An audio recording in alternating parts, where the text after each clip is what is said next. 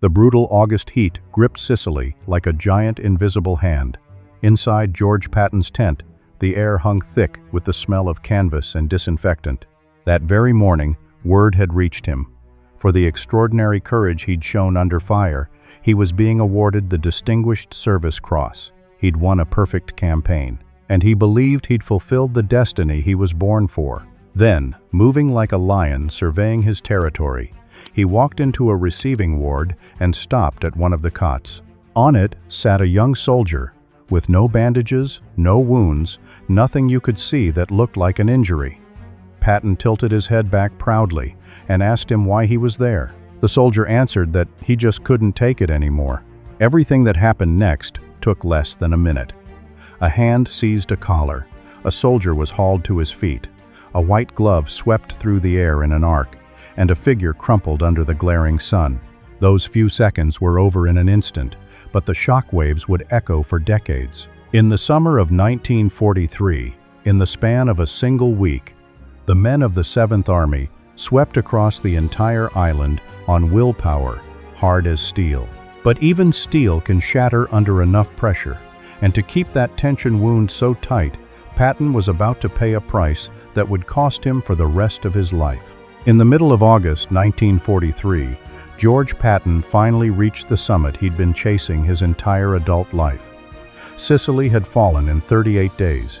His 7th Army had landed at Gela on the 10th of July and run into stubborn resistance.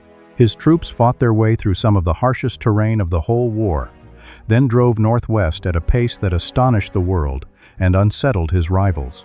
On the 17th of August, when his men marched into Messina, the campaign was officially over. Patton stood at center stage, the most talked-about American field commander of the war. He knew exactly what all of this meant.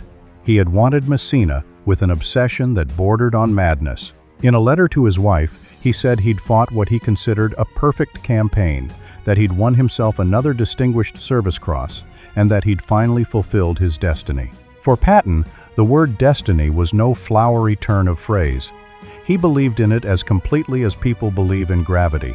For decades, he'd been convinced he was a warrior reborn, carried across the centuries for this single moment.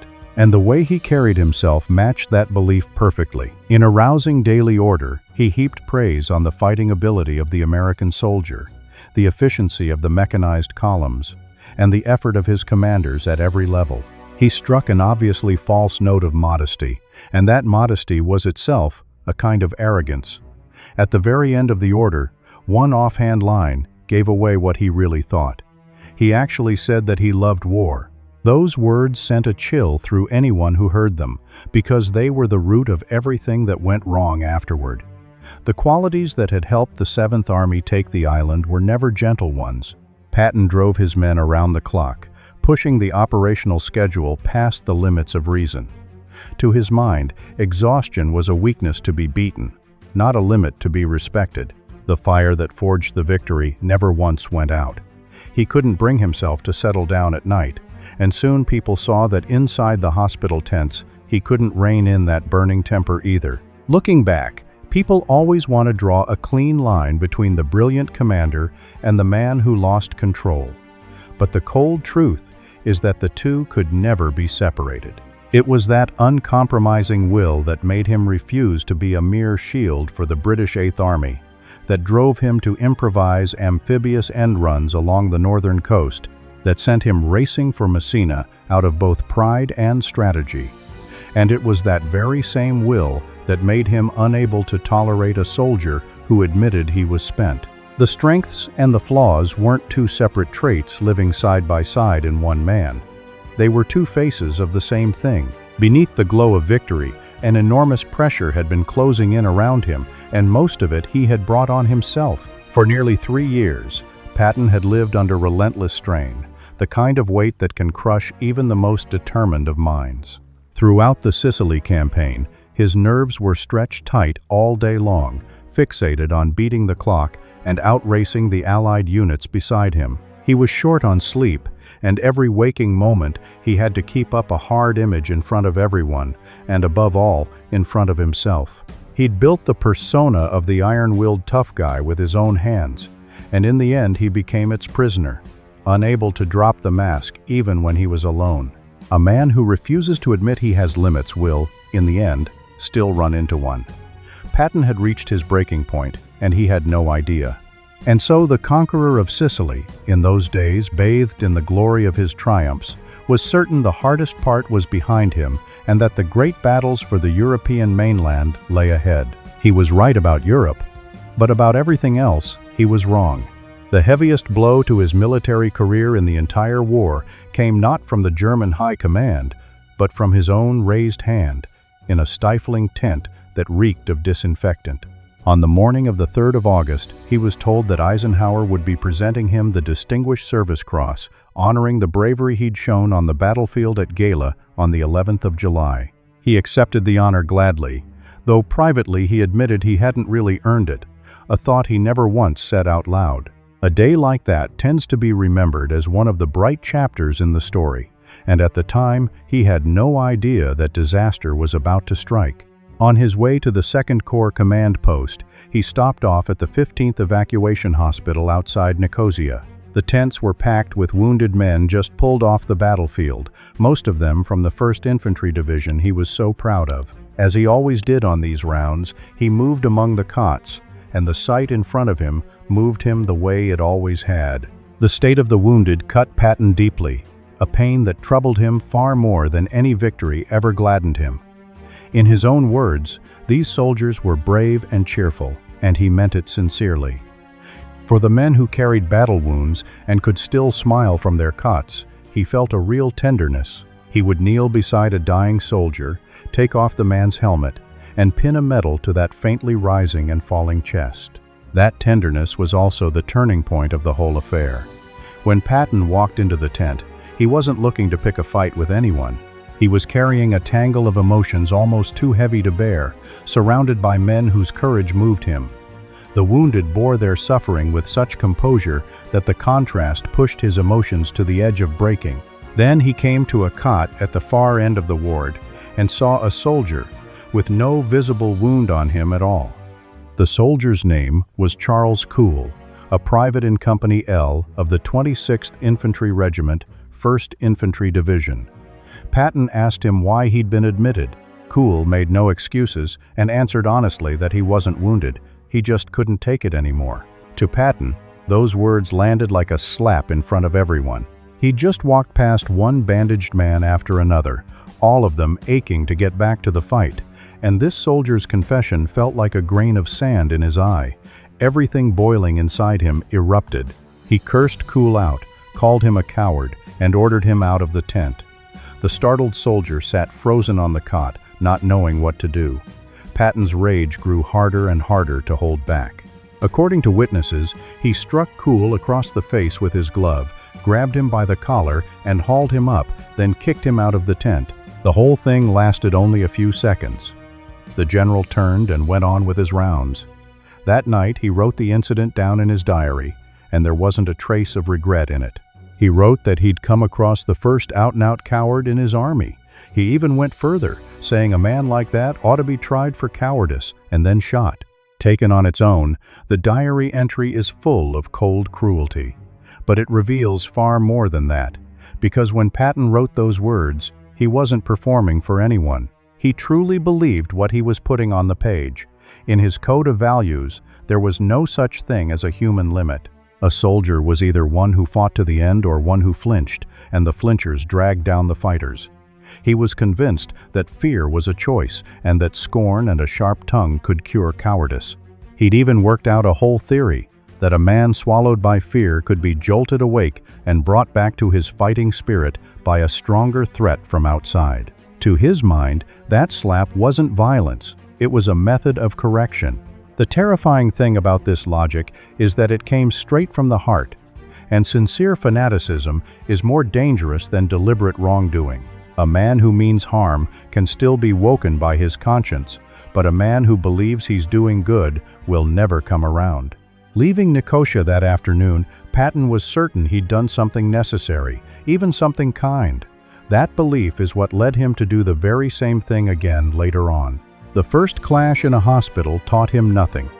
If anything, it only hardened what he already thought. For a man as supremely sure of himself as Patton, a deep-rooted conviction wasn't an alarm bell. It was a fuse. 2 days after the Nicosia incident, Patton turned a private flash of anger into a formal order. On the 5th of August, he sent a memorandum to all commanders of the 7th Army. He wrote that a small number of soldiers were falsely claiming to have broken down and become unable to fight, using it as a way to get themselves into hospitals. He declared that men like this were cowards who not only stained the Army's reputation, but shamed their comrades. They were hiding in hospitals to dodge the fighting and leaving the brave men to face the danger. He ordered that commanders at every level were no longer to send such men to hospitals and were to deal with them inside their own units. Any soldier who refused to fight was to be handed over to a court-martial on a charge of cowardice in the face of the enemy. From that moment on, this was no longer just a clash between an angry general and a frightened private. With a few strokes of the pen, Patton had turned a burst of rage at a bedside into an order binding tens of thousands of men. His personal feelings in that tent now demanded enforcement across the entire army.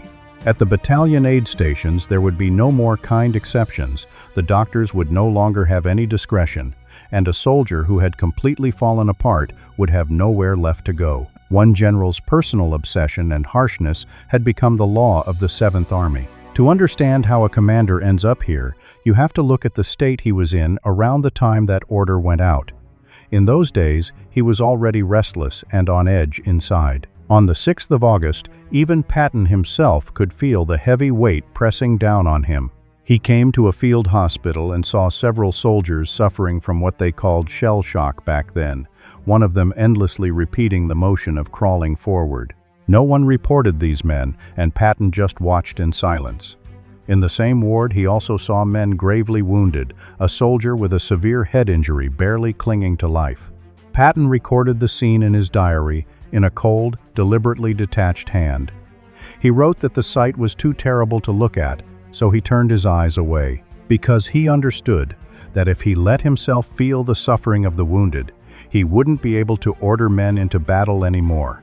And for a commander, that was fatal. This diary entry is one of the most important records in the whole affair, because it lays bare how Patton's mind worked. For years, he had deliberately trained himself to wall off his feelings in the face of suffering. He knew that a commander crushed by grief over his casualties couldn't do his job, so he built a wall inside himself. The coldness he showed in those hospital tents wasn't an absence of feeling. It was years of suppressed emotion finally tearing loose and erupting. The wall couldn't erase the emotion. It only changed the direction it poured out. That same day, a small thing happened that left him deeply embarrassed. The 7th Army command post came under German long-range artillery fire. It was the first time Patton ever admitted that the shelling rattled him. He confessed that for a few seconds he genuinely felt afraid, and afterward he was ashamed of it. Normally, even with explosions right beside him, he'd keep talking calmly, and watching others duck and panic, he'd quietly take pride in his own composure. This time, he flinched too. His entire image rested on being unbreakable, and this one small crack mattered to him far more than the thing itself. And here, a question worth sitting with comes into view. When a man spends day after day, year after year, forcing himself past the limits of human endurance and ignoring every warning his body and mind send him, can he still tell the difference between toughness and collapse? In those August days, the standard Patton held his soldiers to was one he himself could barely reach anymore. He looked at the soldier crawling on the ground and felt only contempt. He heard the shell fire and felt fear, and then only shame. The memorandum of the 5th of August came from the hand of a man who could no longer tell strength from sheer forcing himself on, because he'd long since blurred the line between the two in himself. That memorandum slammed shut every escape route for a soldier who had broken down. It announced to every frightened man in the 7th Army, there's nowhere to run, and no one will admit that a person can, in the end, be crushed by war. The order also planted the seed of what was bound to come next. Rules on paper eventually get carried out in the flesh. One day, the man who made the rule would walk into a hospital tent again, see a trembling soldier, and he'd already decided that a soldier has no such thing as a limit. The date was the 10th of August, and Patton walked into another hospital, proving with his own actions that he meant what he'd said. He made a surprise visit to the 93rd Evacuation Hospital, going through the motions he'd done countless times before, working down the cots one by one, asking about each soldier's wounds, offering a few stiff words of encouragement. He stopped at the 4th cot, where the man's name was Paul Bennett, an artilleryman in the 1st Battalion of the 17th Field Artillery Regiment, just 21 years old. He'd been fighting on the front since that spring. Every record shows he was no coward who feared for his own skin. What broke him was watching a comrade beside him get hit and go down. He had begged to stay with his battery, but the medical officer who examined him, seeing how bad off he was, sent him to the rear over his own objections. But the Patton standing at the cot knew none of this. All he saw was a young soldier shaking all over without a single visible injury. Patton asked him what was wrong.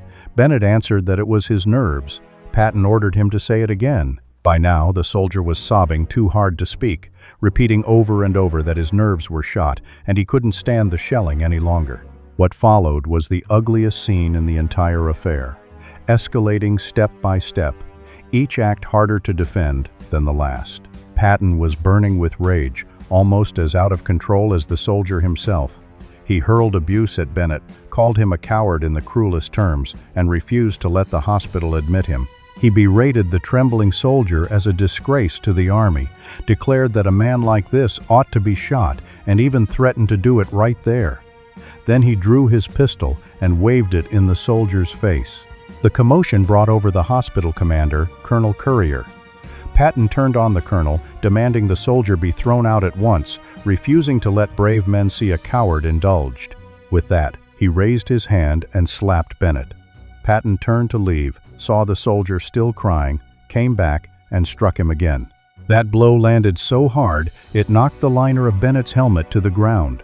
By now, the hospital's medical staff had all gathered around and watched the whole thing with their own eyes. To keep it from getting any worse, Colonel Courier stepped in between the general and the soldier. Even then, Patton wouldn't let it go. He went on through the ward, doubling back several times to lay into Bennett again. At one point, his voice nearly choked as he claimed that seeing a coward coddled made his blood boil. Before he left, he told Courier that every word he'd said was true, that men like this would have to be dealt with harshly sooner or later, or the army would raise a whole generation of weaklings. He turned and walked out, and the medical staff in that ward fell silent, shock and anger tangled together inside them. These two incidents were no longer just losing his temper. The first thing was the pistol. Slapping a man with a glove was humiliation, but drawing a pistol and waving it at an unarmed patient, weeping uncontrollably, was something else entirely. Everyone there understood that. The second thing was what Patton did afterward. He drove straight to the 2nd Corps command post, where Omar Bradley was waiting for him. He showed not a hint of shame. If anything, he looked pleased with himself. He apologized for being late and breezily mentioned that he'd swung by a hospital and found a few men faking illness to get out of fighting. He added that he'd slapped one of them, just to make him angry enough to get his fighting spirit back. He told the whole thing like an amusing story, full of self-satisfaction. Certain he'd been helping the man, Bradley listened with a sinking dread. In that moment, he saw clear through his superior, and what he saw would shape the rest of the war. He understood that Patton truly believed he was reawakening a soldier's courage. What Patton couldn't accept was a simple fact. Everyone has a breaking point. Some reach it sooner and some later, and reaching it early is not a moral failing.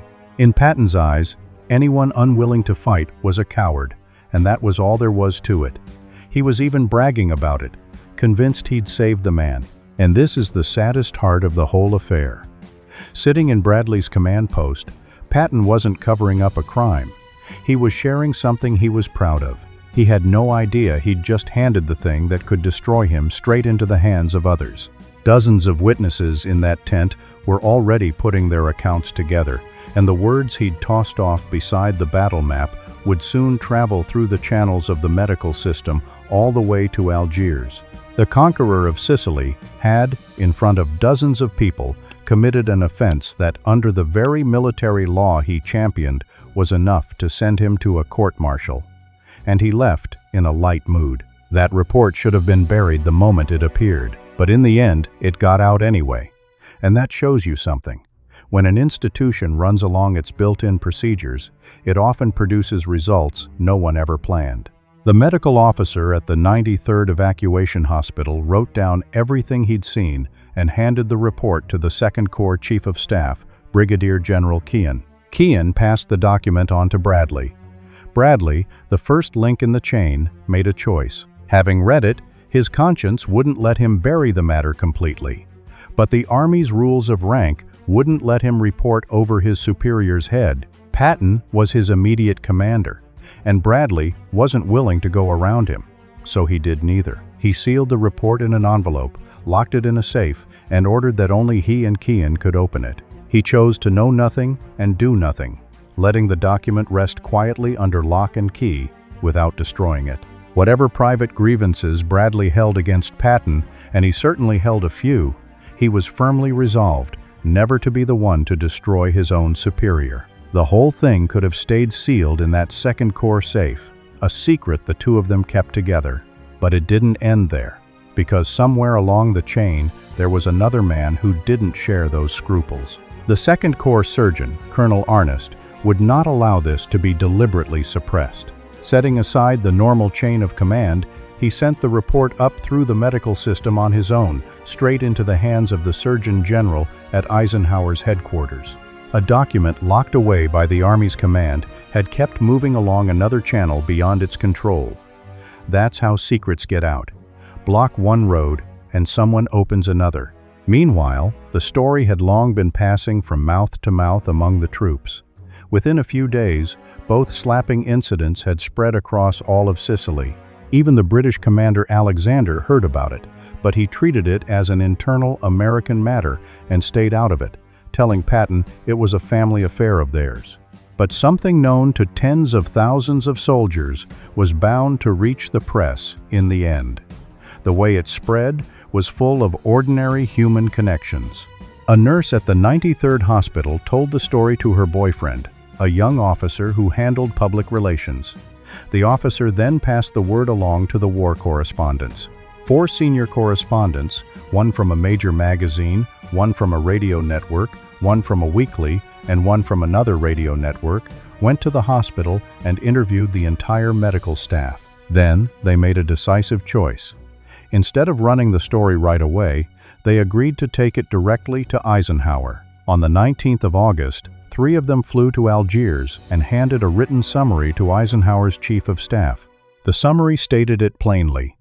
Patton had struck soldiers on active duty, and his conduct amounted to an offense punishable by court-martial. What the correspondents wanted wasn't a front-page headline. It was Patton removed.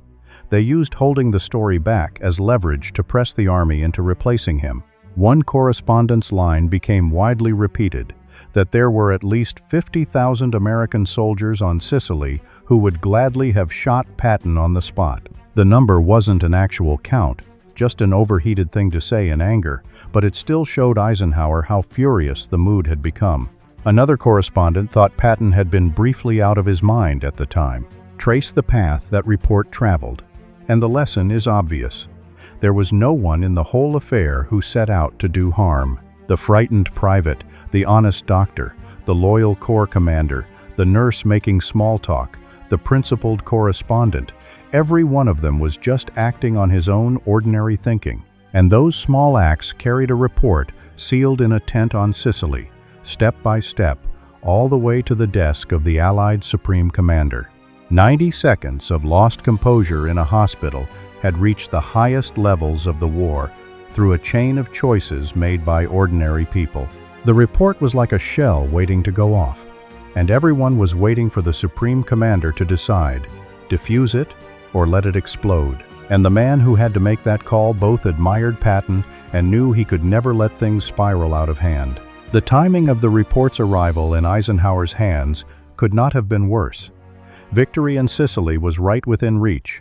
On the 16th of August, the day before Patton led his men into Messina and ended the fighting for good, the Surgeon General laid Arnest's report on Eisenhower's desk. The timing alone was full of irony. The Supreme Commander had to weigh it. Whether to punish this fierce general at the very moment that general was about to win him the whole island. At first, Eisenhower didn't grasp how serious it was. He was deeply shocked, but not overly alarmed, thinking a stern dressing down would do, even suspecting the report might be exaggerated. But after he settled down and turned it over again and again, he came to see that a simple reprimand wouldn't put the storm to rest. This was no longer an ordinary disciplinary matter. It was a crisis serious enough to destroy Patton and damage the unity of the Allies. He immediately sent the Surgeon General to Sicily to investigate, along with a letter written in his own hand. He understood exactly what was at stake. Once the news got out, public opinion would demand Patton be punished hard, and that would be the end of Patton's war. He could not let that happen. To his mind, Patton was an indispensable general, a crucial guarantee of eventual victory. Every decision that followed rested on that conviction, that, however heavy the outside pressure, he was going to keep Patton. The letter was extraordinarily severe, the sharpest rebuke Eisenhower wrote to any senior American general during the Second World War. He acknowledged that commanding in battle sometimes calls for a hard hand, even drastic measures, but that certain lines must never be crossed. Striking men, bullying the sick and wounded, flying into an uncontrolled rage in front of subordinates, there was no excuse for any of it. He wrote that if the report was true, he would have to gravely question Patton's judgment and self-control, which raised serious doubts about whether he could go on serving. At the end of the letter, Eisenhower was full of grief. He told his old friend that writing it had been a torment. The two were close, and he sincerely admired Patton's gift for soldiering, but in the theater under his command, no one, whoever he was, would be allowed to behave that way. Here, a long-standing piece of misinformation needs correcting. Eisenhower's letter did not order Patton to apologize one by one to the entire 7th Army. It only asked him to make amends to the two soldiers involved, whether by apology or some other means. The large-scale public apologies Patton later made were not the Supreme Commander's order. They came from somewhere else. Getting this straight matters, because the gap between what Eisenhower asked for and what Patton actually did tells you how afraid Patton was inside. Soon the correspondence came calling, and Eisenhower realized he was caught in a bind he couldn't easily get out of. Their terms came close to blackmail. Remove Patton, and they'd kill the story.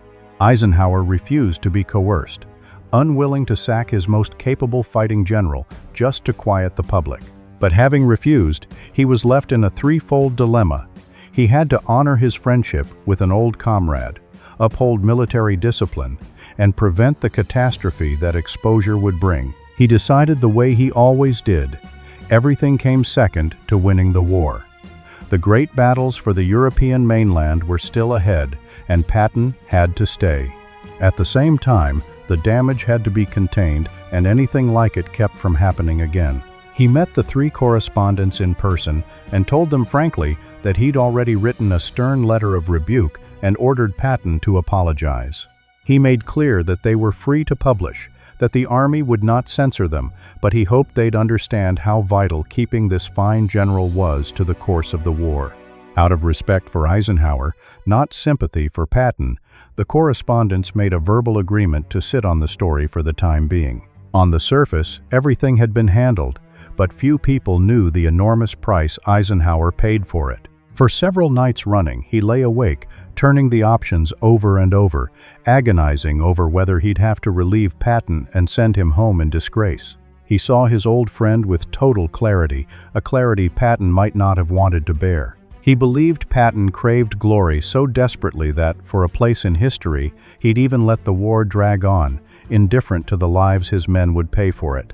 Even as he saw Patton's vanity and selfishness plainly, he judged him irreplaceable. He chose to save this warrior while seeing right through the flaws in the man. And Patton, during that same stretch, knew almost none of it. While Eisenhower lay awake wrestling with whether to end his career, Patton was privately complaining that the Supreme Commander hadn't even congratulated him on the great victory he'd won. The vast gap between what the two men were feeling was the silent tragedy beneath the whole affair. One man was working behind the scenes, suffering through it, doing everything he could to save the other. The other was consumed with his own bruised pride and sense of grievance, with no idea he was standing at the edge of a cliff, and no idea who kept reaching out to pull him back to safe ground. That sweeping round of apologies wasn't made on Eisenhower's orders. It grew out of someone else's advice, and the fear slowly taking root in Patton. When the Surgeon General arrived in Sicily with the letter of rebuke, Patton still didn't realize how much trouble he was in. In that day's diary entry, his tone was defiant, without a hint of remorse. He complained that Eisenhower's letter was harsh, and grudgingly admitted only that he'd acted a bit hastily. At that moment, he felt only that he'd been scolded, with no sense at all that he was about to lose everything. It wasn't until a telegram came ordering him to the Palermo airfield to meet General Lucas, who would pass along a private message from the Supreme Commander with instructions to listen carefully, that he finally snapped to attention. At first, Lucas too figured this was just Patton's usual impulsiveness, the kind of temperament that came bundled with his ferocious skill in battle. But after meeting with Eisenhower, Lucas was deeply shaken. He understood that this time his old friend was truly in danger. He was sorry to see such a brilliant victory stained by a scandal like this. Gently but firmly, he advised Patton to apologize to the two soldiers he'd slapped, to address the men of every division in the 7th Army in person, and to promise it would never happen again. The irony runs all through it. The public apology that history remembers came from Lucas's suggestion, not Eisenhower's order. Patton was finally frightened, and he took the advice. The man who had just been standing at the peak of victory began humbling himself before tens of thousands of his own men, apologizing publicly to one division after another, all because a friend had told him this might be the only way to save himself. He apologized to the two privates first. Bennett was summoned out of the blue, told nothing of why, and hurried off to Palermo. One witness said he looked like a man being marched to his execution, but what he found was Patton reaching out to make peace. The two shook hands. With Kuhl, Patton explained what he'd been thinking at the time. He'd meant to anger the soldier into pulling himself together, only he'd gone about it the wrong way, and he asked for forgiveness. An officer present watched the scene and was moved by it. Kuhl broke into a hearty grin and gripped the general's hand. The officer thought to himself that in just about any other army, you'd be hard-pressed to see a 3-star general apologize to an ordinary private. Then, Patton went division to speak, and the men's sharply differing reactions laid bare just how mixed their feelings about him were. In front of the assembled troops, he expressed regret in vague terms, alluded delicately to the unpleasantness that had happened, and apologized for his harsh words in the past. It wasn't a full confession of wrongdoing, and the soldiers knew it perfectly well. The inspector recorded that the men in different units reacted in different ways. Some were deeply moved, and a fair number were filled with disgust. The reactions of two divisions tell you everything. In an olive grove near Randazzo, Patton stepped up to address the men of the 9th Infantry Division. But the moment he opened his mouth, the place erupted. The whole division shouted out his nickname, a nickname Patton himself couldn't stand. The men threw their helmets in the air, the cheering rolled on, and there was no keeping order at all. Patton stood on the platform shaking his head, tears welling up, and broke down, weeping, in front of more than 3,000 cheering soldiers. In the end, he just gave up on the speech, said a few exasperated words, and turned and walked off the stand. As he rode past, reviewing the ranks, every man rose to salute, and Patton, seated in the car, returned the salute through his tears. He never came back to that division again, but where its men stood was already perfectly clear. They were on Patton's side. They knew what he'd done. They understood why, and in the end, they chose to forgive him. The 1st Infantry Division, the Big Red One, gave a completely different answer. When Patton faced the division whose men he had cursed and slapped, the place went dead quiet, broken now and then by a scattered boo. Some of the new replacements had no idea why he'd come. Others knew exactly what had happened and chose silence, and the silence itself said plenty. This was a division that had been through 38 days of hard fighting, its men worn out in body and spirit and caked in dust, and not one of them was willing to forgive the man who had called their comrades cowards. 2 divisions, 2 responses, and they spell out the real relationship between Patton and the men under him. To some, he was a born leader, his excesses simply the cost that came attached to his brilliance, a man worth following to the death. To others, he had crossed a line that must never be crossed, taking out his contempt on the soldiers least able to defend themselves. Both views had solid grounds, and both were looking at the very same Patton. The apology tour didn't resolve the contradiction rooted deep in Patton's character. It only put that contradiction on display for everyone, leaving the whole army to judge him for better and for worse. For a while, the apologies seemed to work, and the storm gradually died down. Autumn came, and even though thousands already knew the story, the correspondents kept their word and didn't report it. Patton's career hung by a thread, neither destroyed outright nor restored to safety. But by the end of November, someone leaked the story to Drew Pearson, a columnist who specialized in digging up scandals. Pearson splashed it everywhere and carried it across the whole country over the radio. The news Eisenhower had lost sleep over and fought so hard to contain was finally known to every American. Public opinion exploded in an instant, and the whole nation was up in arms. Tempers ran hot in Washington, and any other general would likely have been sacked under the pressure long before. Several congressmen and senators demanded Patton be relieved at once. With political pressure bearing down from all sides, simply going along and dismissing him would have been the easiest choice. But Patton didn't go down in the end. 2 of Eisenhower's superiors stood firm in his defense.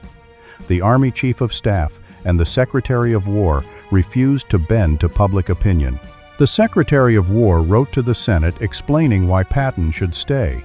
From the hard reality of the war, there were countless brutal fights still ahead, and Patton's fierce talent for command was indispensable. Privately, the secretary gave Patton a severe dressing down, bitterly disappointed that so gifted a general had wrecked his own integrity. Saving him was not a matter of friendship, but of cool judgment. At this stage of the war, the Army simply could not afford to lose Patton. There was support from ordinary people too.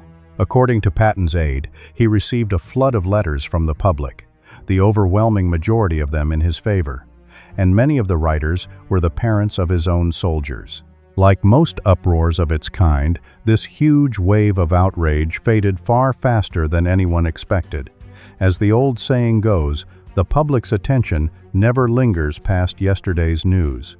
Patton wrote out the nationwide condemnation, kept his rank, and before long was given command of troops again. But surviving wasn't the same as walking away unscathed. The cost of those 90 impulsive seconds in 2 hospitals was never confined to a public uproar. The real loss came silently, and it fell on the thing Patton valued most, his place in the great battles still to come. In December, Eisenhower was named the Allied Supreme Commander for the Normandy landings. Who would lead the ground forces onto the European mainland was already settled, and Patton was not among the names. Eisenhower made it clear to the Army Chief of Staff that under no circumstances would he promote Patton any further, and that his ceiling was Army Commander. That sentence was the final verdict on the slapping affair. The most gifted battlefield commander America had ever produced had his climb cut off for good. The invasion he had prepared for his whole life, he would never command its ground forces at the top. The man who would lead the American ground forces into France was Omar Bradley, who had once served under him. The general who had once loyally locked the report away now outranked his former superior. In the campaign now coming, Patton would take orders from a man who had once been his subordinate. For a man who had spent his whole life chasing a place in history, no blow could have cut deeper. There was another loss, more personal and more painful to him. The affair severed one of the oldest and most precious friendships of Patton's life. Ever since the Mexican expedition, an old general had been his mentor and his champion, and now the bond between them broke completely. The man who had once guided him became, in private, one of his harshest critics.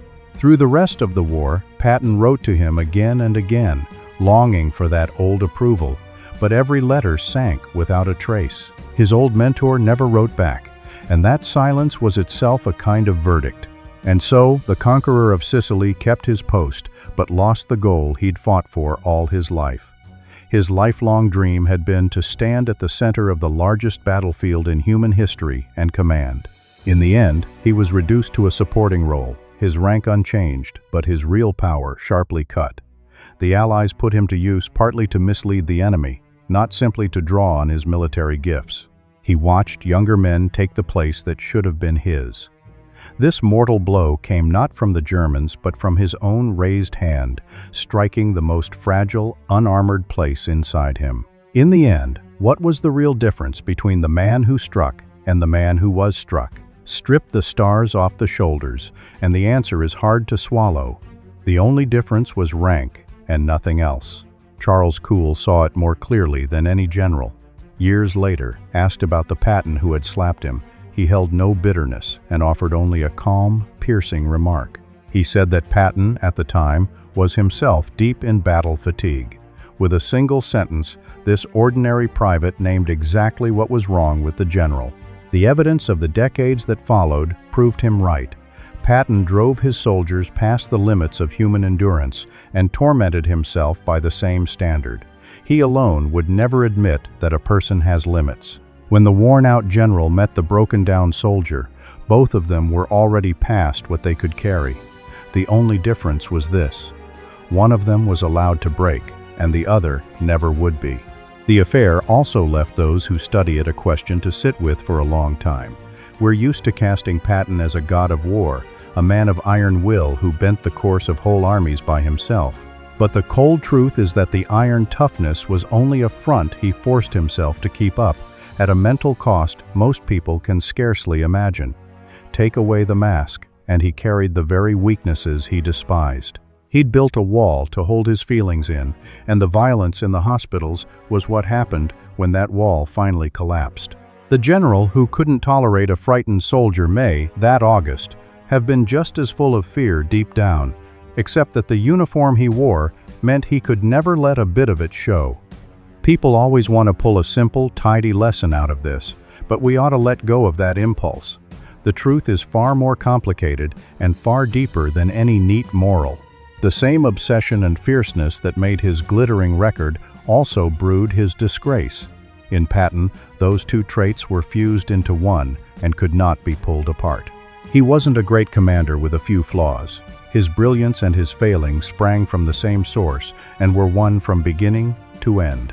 Patton weathered the slapping affair, kept his rank, fought on, and in the end secured his legend. But he could never undo the damage of those 90 seconds, and he never truly grasped what they had revealed about him. To the day he died, he insisted his methods had merely been wrong, while his intentions were sound. He always held that there was no such thing as a soldier who simply couldn't go on. To the end of his life, he could not understand that even the bravest man has a moment he can't bear, and that reaching your limit was never a crime.